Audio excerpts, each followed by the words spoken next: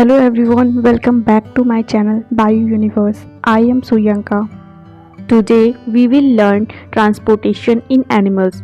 Before that, please subscribe my channel to learn more biology topics in quick way. In very simple animals, materials are transported through diffusion.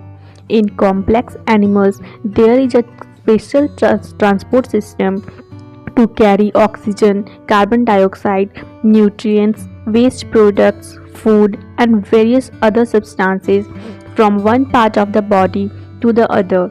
This transport system, also called the circulatory system, it consists of blood vascular system and a lymphatic system. Blood vascular system has three components: blood vessels, and the heart. Blood, as we know, is a liquid connective tissue that circulates in a closed system of blood vessels. An adult man has about 5 to 6 liters of blood, while a woman on an average has about 1 liter less. Our blood consists of solid elements which include red blood corpuscles, white blood corpuscles, and blood platelets, and a liquid element, the plasma. The corpuscles comprise about 45% and the plasma about 55% of the volume of blood. Plasma is a straw colored liquid in which the RBC, WBC, and platelets float. It contains mainly water, in which are dissolved various substances such as plasma proteins, food substances, nitrogenous compounds, and ions of sodium, potassium, calcium, magnesium, and phosphorus. Blood is red in color due to the presence of RBC. The RBCs contain the red colored respiratory pigment hemoglobin. This iron protein compound transports oxygen from the lungs to the tissues. RBCs also transport carbon dioxide. WBCs protect the body from infection.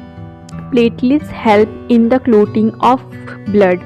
You must have noticed that after a cut, the skin bleeds for a while and then the blood thickens to form a clot. This process takes place as a result of a series of reactions in the blood. These reactions are started by the release of an enzyme by the circulating platelets. The clot, which forms at the point of the wound, is a microscopic network of insoluble fibrous proteins. It minimizes the loss of blood.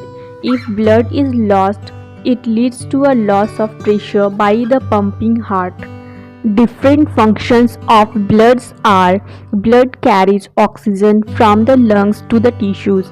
It also carries carbon dioxide from the tissues to the lungs. Nutrients absorbed in the small intestine enter the blood capillaries.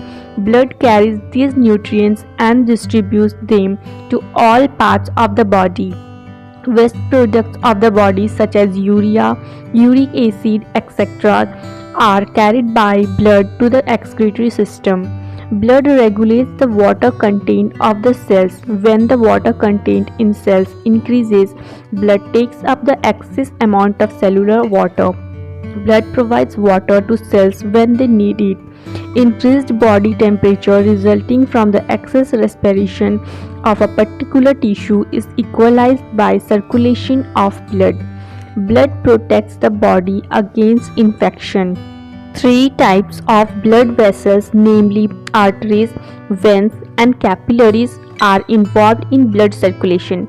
They are all connected to form a continuous closed system. Arteries are wide, elastic, and thick-walled vessels as they carry blood away from heart to the limbs and organs of the body.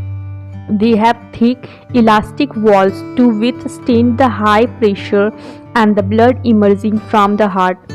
Veins bring back blood from the tissues and organs to the heart. The blood in veins flow under less pressure than that in arteries. Therefore, veins do not have thick walls. Arteries branch out into smaller and thinner blood vessels called arterioles. These divide into still smaller vessels to provide blood to all the cells. The thinnest blood vessels are called capillaries. The walls of capillaries are permeable so that water and dissolved substances pass in and out, exchanging oxygen, carbon dioxide, dissolved nutrients, and waste products with the tissues around the capillaries. Human heart is a muscular, conical, and dark red organ that plays a role of a pump in the circulatory system. Its pumping action maintains the circulation of blood. In man, the heart weighs about 0.43% of the body weight. It is located in the middle of the thoracic cavity, but its apex is tilted towards the left side. The heart is enclosed in a pericardium, a tough, inflexible membrane. The heart is made up of cardiac muscles. Blood from different parts of the body comes to the right atrium when it expands. This impure blood is brought from the upper part of the body through the superior vena cava and from the lower part of the body through the inferior vena cava. As the right atrium contracts, the blood goes to the right ventricle, which dilates. When the right ventricle contracts, the blood is forced out to the lungs for oxygenation through the pulmonary artery. In the lungs, there is an exchange of oxygen and carbon dioxide. After the blood has received oxygen from the lungs and given off carbon dioxide, the oxygenated blood returns to the left atrium. Pulmonary veins brings this oxygenated blood from the lungs to the left atrium as it relaxes. When the left atrium contracts, blood is transferred to the left ventricle, which expands. When the left ventricle contracts, the oxygen-rich blood is pumped into the aorta for circulation to the different parts of the body. Deoxygenated blood is collected from different parts of the body by small veins. These open into larger veins, which brings the blood back to the right atrium. One sequence of the filling of the heart with the blood and its pumping is called cardiac cycle. The phase of contraction of the ventricle is called systole and its relaxation phase is called diastole. The pressure of flow of blood in the aorta and its main branches is defined as blood pressure. During the ventricular contraction or systolic phase, it is equal to the exerted by a column of 120 mm of mercury.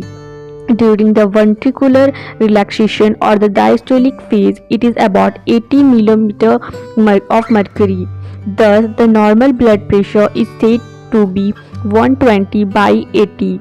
The blood pressure varies from person to person and is affected by age, heredity, physical and emotional states. An instrument called sphygmomanometer is used to measure blood pressure. Abnormally high blood pressure is called hypertension. When the blood from an arteriole enters a capillary, it is under so much pressure and the capillary walls are so thin that its clear liquid is forced out to the capillary walls into the spaces between the surrounding cells.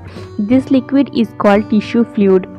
If tissue fluid were to accumulate in the tissues and organs, it would cause swelling. So it is returned to the bloodstream through another system of vessels called the lymphatic system. The lymphatic system consists of lymph vessels, and lymph nodes. Most of the tissue fluid drains into lymph vessels and flows as lymph. Lymph is similar to blood except that it does not have RBCs and blood platelets and has a lesser amount of proteins. Therefore, lymph is colorless or slightly yellowish and is similar to blood plasma. Lymph carries digested fat from the intestine and drains excess fluid from the intercellular spaces back into the blood. Before lymph enters the blood, it passes through a number of lymph nodes. lymph nodes produce WBCs that prevent infection. That's all for today. We will learn different topic in next video. Thank you for watching.